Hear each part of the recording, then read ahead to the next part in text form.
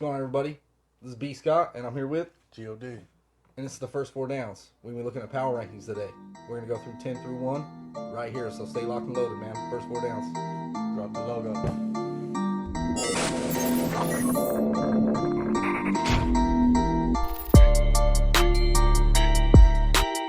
What's going on, everybody?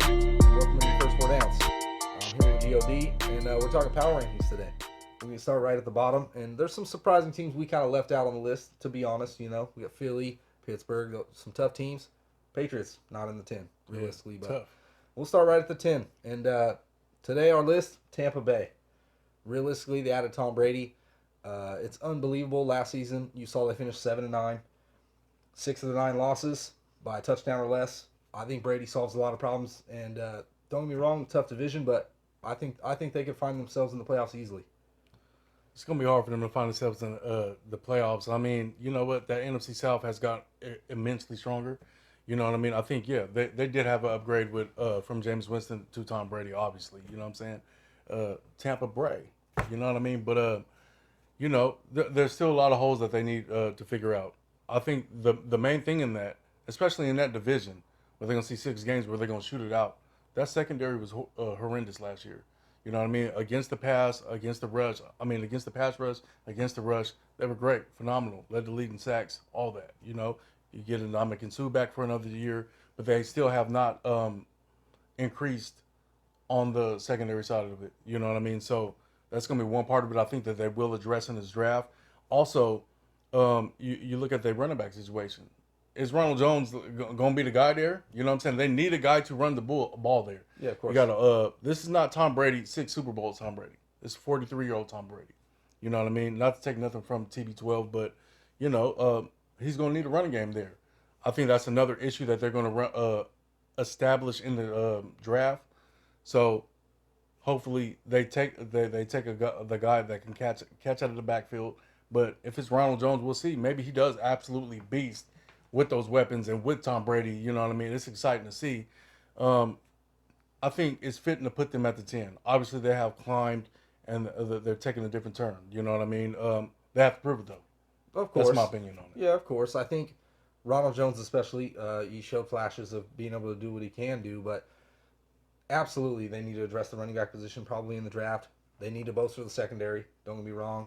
It is a tough division, so I still think they're going to find their way in the playoffs. 7-9. They're probably going to finish with double-digit wins. I'm probably right around 10 wins. Possibly still make it in the playoffs with a new situation. So, yeah. Right at 9, we got Tennessee Titans. Now, Titans. This team came on strong. Ryan Tannehill over the last 10 weeks of football essentially was the number 2 quarterback only behind Lamar Jackson. Yeah. And he really took a hold of that team and took care of business. I mean, they dominated. They steamrolled the playoffs, and they only lost to the Super Bowl Kansas City Chiefs, realistically. So, Tennessee Titans definitely, I think, can take that division over. You look at Houston with the trade with DeAndre Hopkins, an old defense that can't stay healthy. And the division's gotten tougher, too, adding Phillip Rivers in with the Colts. So Yeah. I think Tennessee over there. should probably definitely, I think, rule the division this year. What do you think? Yeah, I think it's going to be the same thing. They've kept a lot of their team intact. You know what I mean?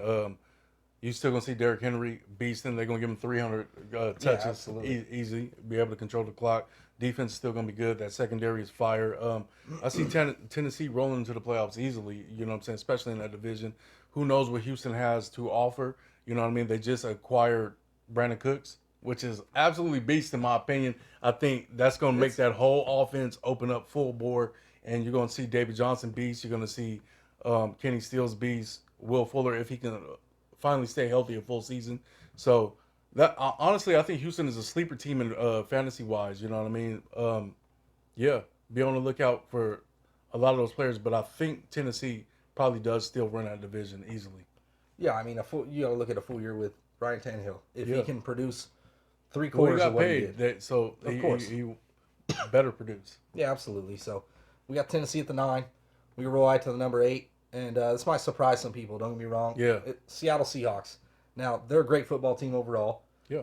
Russell Wilson has not gone away.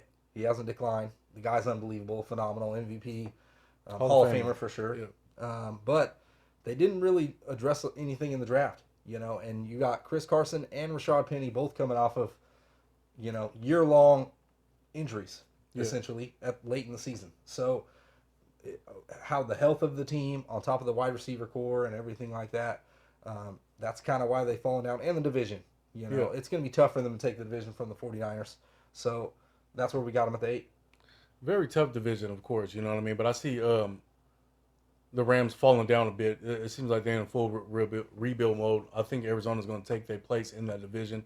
As far as them, they always do very well in the draft. You know what I mean? Replacing things that they need. They always get those players that come out straight out of the draft and be able to produce. So I think that Carroll's going in that kind of direction. As far as free agency concerned, the biggest situation that's going on right now is Javion Clowney. You know what I mean? He still hasn't signed. I guess he didn't get the money that he wanted, but we'll see what happens. Now there's a lot of holes on that defense. You know what I mean? So that's something that they will have to address in this draft coming up. DK, beast receiver. Yeah, second unbelievable year. last year. He should be better next year. They still got Lockett. You know what I mean? They acquired Greg Olsen in this free agency, so that's another check down that's going to be automatic to them. You see what they've done with Disley in the last 2 years before he's gotten hurt. So look for a lot of that with Greg Olsen. You know what I mean? They just haven't took that step to really add much more. You know what I'm saying? Yeah, of course. These next couple of teams that we mentioned also haven't. You know what I mean? But where they at in the power index still remains the same. I got them somewhere around there because let's be real. San Francisco's going to run that division. Yeah, of course. Yeah. It's going to be close, but so we can move right to number 7, and that's the Green Bay Packers. Now, realistically, they're in a division that they rule all themselves. They have for a long time, especially with the way Aaron Rodgers plays.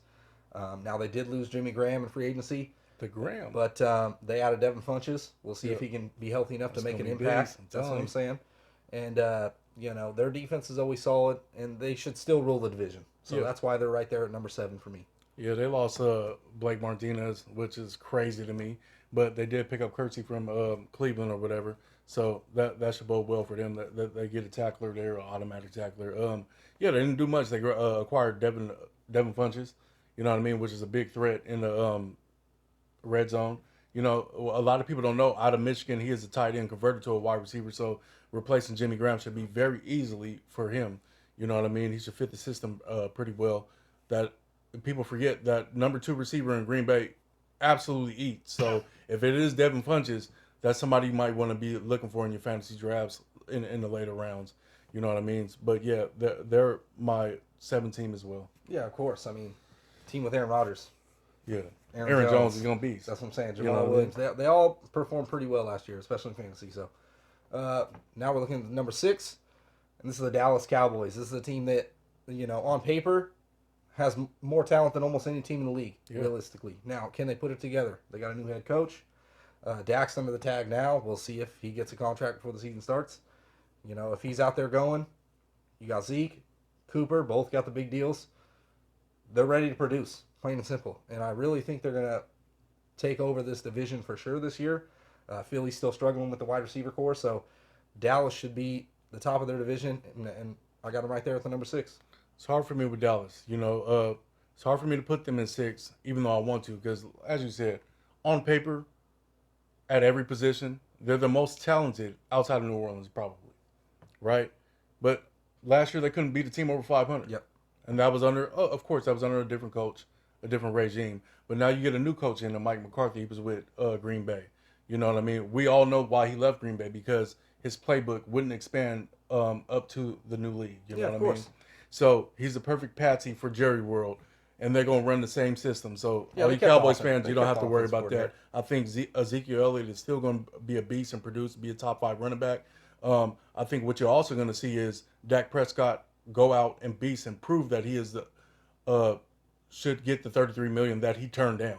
You know what I'm saying? Or even more, and be the highest paid quarterback. So you look at a guy like in McCarthy's systems, you know what I mean? The wide receiver too has always produced. You look at Randall Cobb and those guys, you know what I mean? Just Jordan Nelson, just absolutely beast. Yeah. So you look at Michael Gallup coming up the ladder right now. That kid is no joke. I'm telling you, he's one of those players who's on the verge of being elite. You know what I mean? So that offense is going to be spectacular. You know what I mean? They're going to run. They're going to do what they do. Hopefully the pieces that they lost on the defense isn't so bad to where they could beat a lot of teams, you know what I mean, above 500 this year.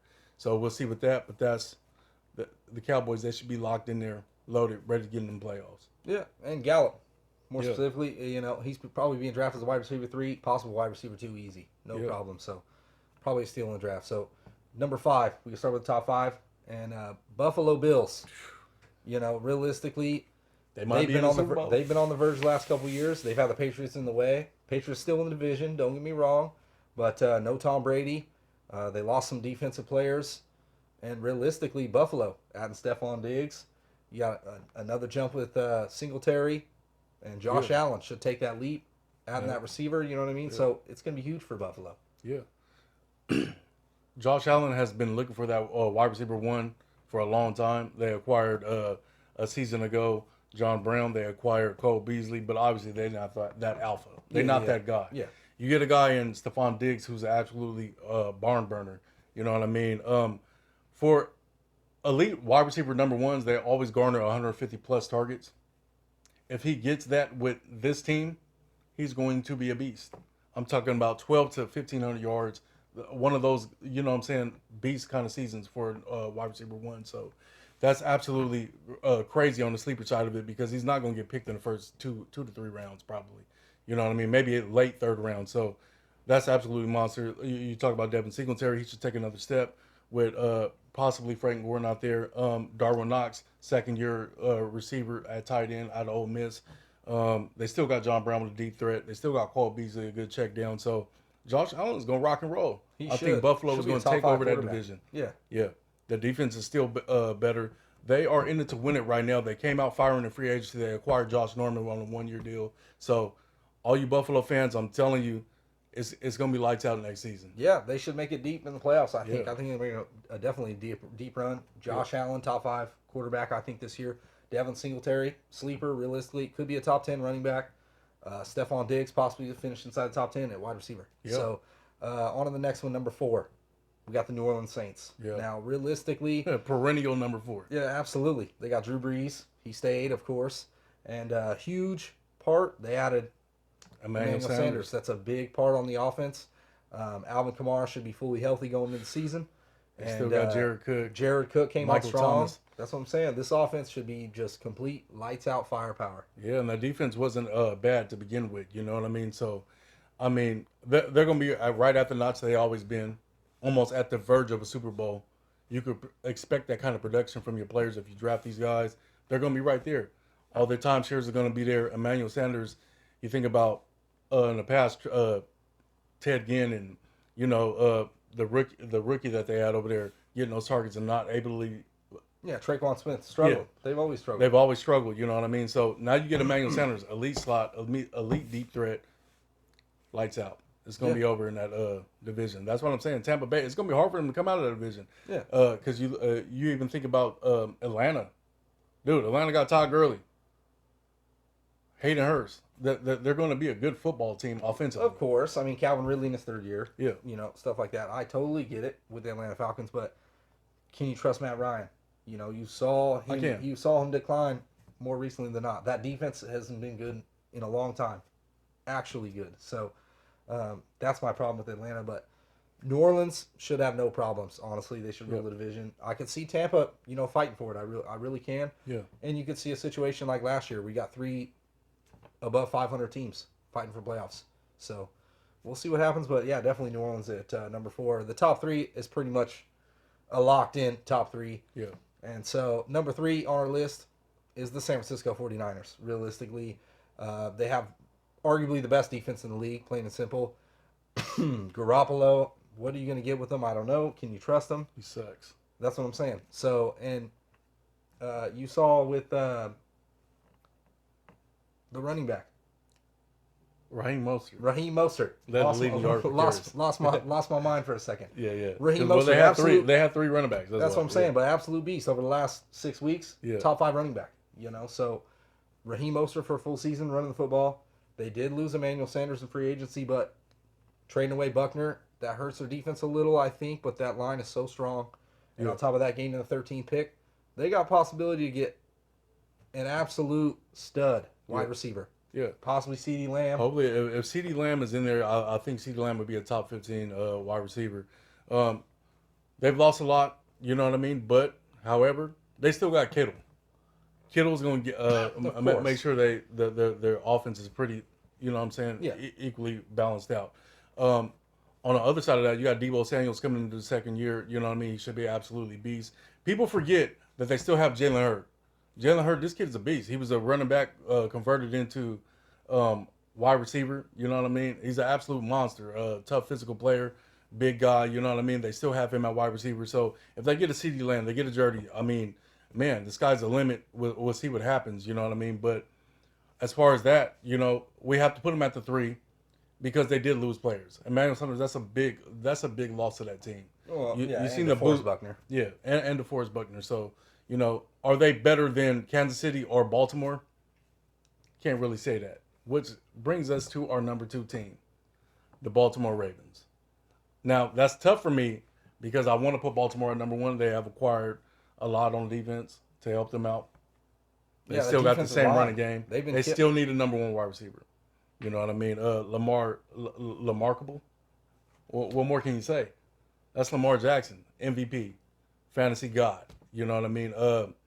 Should be a top 10 pick probably this year. Yeah, they're still going to be dynamite. You know, Baltimore is what it is, and that's it.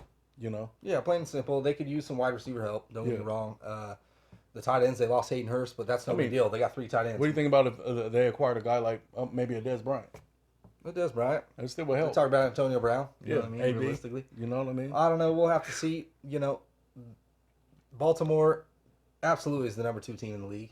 I felt like they should have beat Tennessee last year, and they really struggled with the time off. That's what hurt them, I think, ultimately the most. So too. You know, the time off, being in rhythm in football is huge, so that played a huge factor. But the reason they're not number 1 is because the Kansas City Chiefs have Patrick Mahomes. I'm telling you. And the guy's unbelievable, flat-out stud.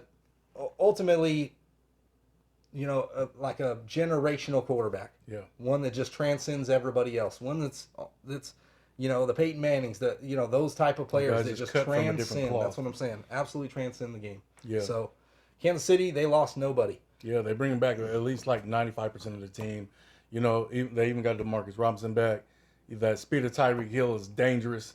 Yeah, you know, you can't run all the way down the field and still make it back in time for Mahomes to throw the ball. You still got Kelsey. You still got Damian Williams. You still got Patrick Mahomes, like we said. Andy Reid is still at the helm. So, you know, and the Raiders still suck.